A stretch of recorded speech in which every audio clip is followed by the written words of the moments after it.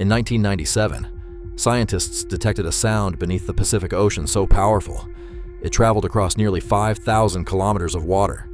They called it the bloop.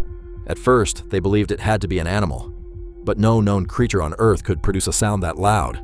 The deeper they analyzed the signal, the more disturbing it became.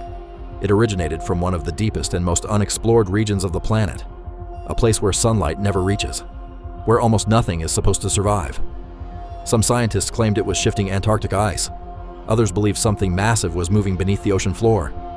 But the truth is, no one ever proved what created the bloop, and somewhere beneath the Pacific Ocean, whatever made that sound may still exist.